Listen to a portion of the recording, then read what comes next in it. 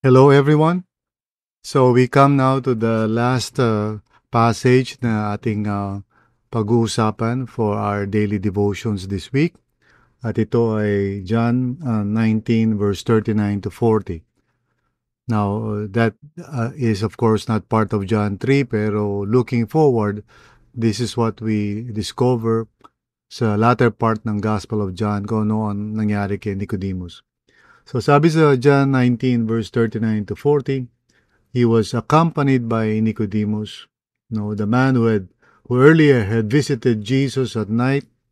Nicodemus brought a mixture of myrrh and aloes, about 75 pounds. Taking Jesus' body, the two of them, si Joseph yung isa, wrapped it with the spices in strips of linen. This was in accordance with Jewish burial customs. So let us pray.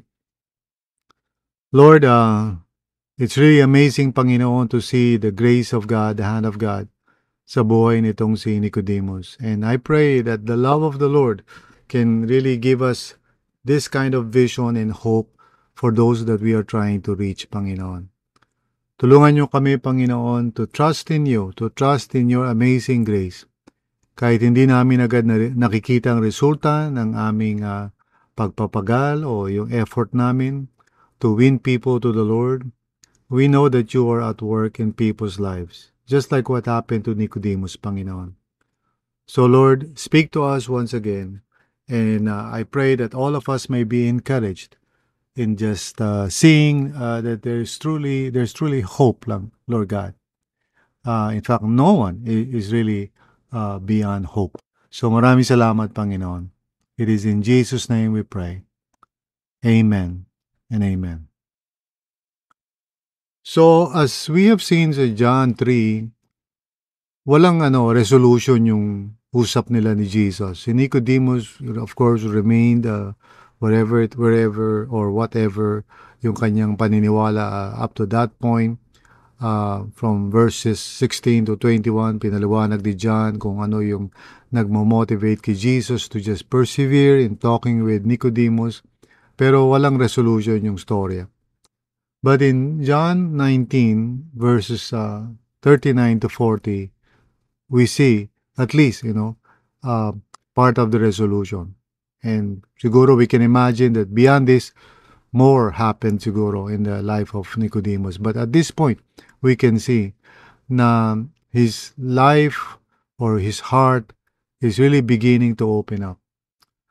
Kung paano, sabi nga na he came to Jesus at night, meaning that he was still suffering from the slavery of sin, hindi niya mabitawan. Pero by this time, sa John 19, makikita natin is beginning to come to the light, beginning to identify himself with Jesus. Now, he was with Joseph, ayon sa context na to, and si Joseph was a secret disciple, katulad din siguro ni Nicodemus, but there is no statement in the Bible that Nicodemus has become a disciple. Pero definitely, he was nearer at this point than when he started. Merong nangyayaring pagbabago na sa buhay ni Nicodemus. And amazingly, he was willing now to identify himself, with Jesus upon his death. And for sure, maybe what happened here afterwards, he was part of those who also saw Jesus alive, And it would not be hard for us to imagine that eventually, he also became a disciple of Jesus. Now, that may be speculation kasi wala naman sa text. Pero I think what the Lord is saying to us is that no one is beyond hope.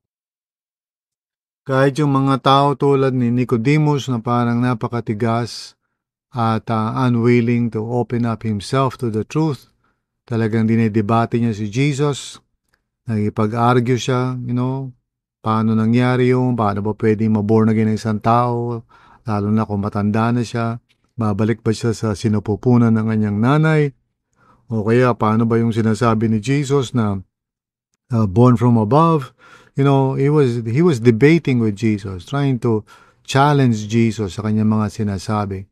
Because in his heart, he did not want to go to the light which is Jesus. He did not want to surrender his life. He was proud of himself. He was a Pharisee. He was a teacher of the law. He was a member of the ruling council. Marami siyang mga credentials, and he was trusting in himself. He didn't think that he needed Jesus. He didn't think that he needed to repent or to believe and to become a follower of Jesus. He was self-sufficient in himself. And I'm sure siguro meron tayong mga gantong encounters sa ating sariling karanasan.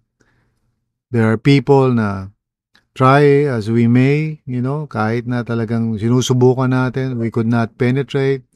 They resist us. And gaya ng sinabi ko nga the last time, it's because sin has enslaved them and ayaw nilang bitawan, yung darkness sa puso nila. And the Lord is teaching us to just continue loving these people. In spite of the fact na matigas ang puso nila. Don't give up on them because really, you'll never know how things will work out.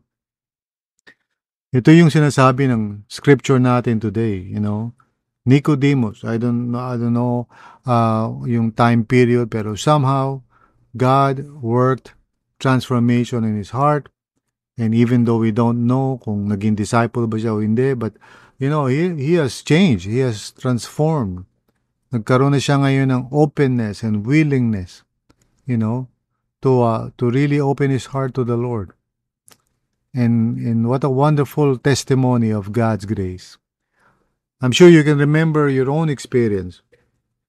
Ako po, I can remember my own experience. I was like Nicodemus. My heart was hard. I did not believe. I was rejecting the gospel. I loved sin. I loved darkness. I did not want to go to the light. May mga nagtiyaga sa akin, lalo na yung nanay ko, who never gave up. Just continued to pray for me, to reach out sa akin, even though I was always parang putting her down, debating with her, arguing, and so forth, being defensive and all of that. I was a difficult person to reach. And you wouldn't believe it na ngayon ako po ay pastor, pero there was a time that maybe if you have met me, isipin mo wala akong pag-asa. Because I was so self-righteous. I did not believe that I needed to be saved. But God has His ways. God has His ways. Sometimes akala natin talagang wala ng pag-asa. Pero ako, by the grace of God, who would ever thought? At the age of 22 years old, I finally, saw myself and I finally hit the wall, ika nga, and realized that I needed to be saved, that I needed the Lord. At ginamit niya yung simpleng television program ng 700 Club to open my eyes to the truth. And it was at that point in time na nabuksan ang puso ko at nagkaroon ako ng repentance, at tinanggap ko si Jesus, na nampalataya ko, tinanggap ko yung claim niya that He is the Savior of all. I believed in Him and I was transformed. Nawala yung nanay ko nung nangyari yon during that particular time, pero lahat ng tinanim niya ay nagkaroon ng harvest. And even those people that I rejected in school when I was in UST, nagtanim sila pero nireject ko sila, pero eventually nagbunga yun. So kapatid, if you are right now trying to reach a brother, a sister, a relative, an aunt, a wife, an husband, an office mate, at hirap na hirap ka kasi ang tigas ng puso nila, tandaan mo, it's true. You don't know how the Lord is going to work things out and how it would eventually result in their salvation. Just persevere. Just keep on sharing the truth. Keep on showing the love of God. Huwag kang mag-give up. Continue to show by your example what it means to follow Jesus. You don't have to be perfect. You don't have to be good all the time. Kahit mga failures mo can be a testimony of God's grace. Kahit na nagkakamali ka, you can testify about God's goodness and love, how the Lord continues to forgive you and cleanse you of your sins. Of course, hindi yung intentional na gumagawa ka ng masama. That would really, hinder you from reaching people. Pero kung normally you're just following the Lord at minsan nagkakamali ka, hindi mo nasusunod ang Panginoon, there's nothing to worry about. That's part of your testimony. Okay, part of your testimony. Don't try to pretend. It's not going to work. Kasi ma-discover ka rin ng mga tao, and that's hypocrisy. Just be honest, be real. Now, again, don't live in darkness. Don't live in sin kasi that would make it, talagang very difficult for you to reach anybody. Kasi wala kang patotoo, wala kang testimony. Just live your life faithfully unto the Lord. And even if you make mistakes and stuff like that, learn to be honest, learn to ask forgiveness from God, come back to your feet, and continue walking by faith. And if people would question you about that, tell them the truth, that you struggled, you failed, but you ask forgiveness from the Lord, and He forgives you and restores you. So, ganun ang dapat ginagawa natin. Hindi yung nagkukunwari tayo na mabait tayo palagi, na hindi tayo nagkakamali. Hindi nagwo-work yan. Minsan takot na takot tayo na malaman ng mga tao na meron tayo mga pagkakamali o pagkukulang sa buhay. Hindi po yan hadlang. Yung pagkakamali, pagkakasala, pagkukulang, hindi po yan hadlang.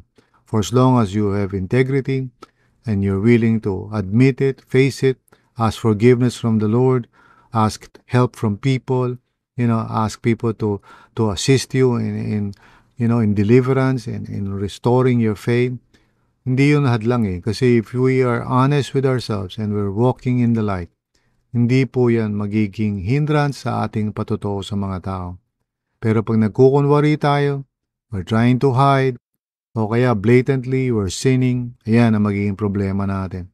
Okay? So, kapatid, once again, I hope na itong 5 days of daily devotions natin ay nakatulong sa iyo. May we really be filled with the love of God. It is the greatest love of all. It is the only love that can overcome yung mga barriers and hindrances, yung mga Nicodemus na na-encounter natin. Nothing is impossible with God's love working in and through us. You see, love never fails. Yun ang sabi sa Bible, love never fails. Let the love of the Lord just guide you and help you so that you would continue to love people and be patient. Don't judge them. Don't reject them. Don't treat them as parang hopeless. Because the truth is, God is at work in their lives more than you can ever understand. Okay? Maaaring ang role mo ay magtanim lang. Maybe somebody else will harvest. Don't worry about it.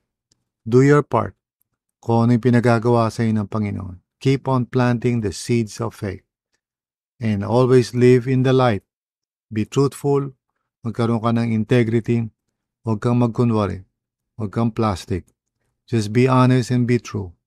And that would be your testimony. Amen? So tayo po ay manalangin.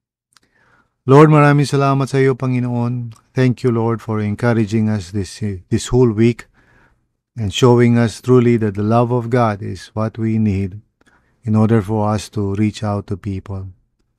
Thank you, Lord, na ito yung nagbibigay sa amin ng motivation. It is because of your love for people, especially mga tulad ni Nicodemus. Yun ang dahilan why we must be on mission together. So, Lord, may you fill our hearts with your love always para hindi kami sumuko at patuloy po kami, Lord God, na humayo. Thank you, Lord. It is in Jesus' name we pray. Amen and amen. So God bless you, kapatid. Thank you once again for taking the time to listen to this devotional.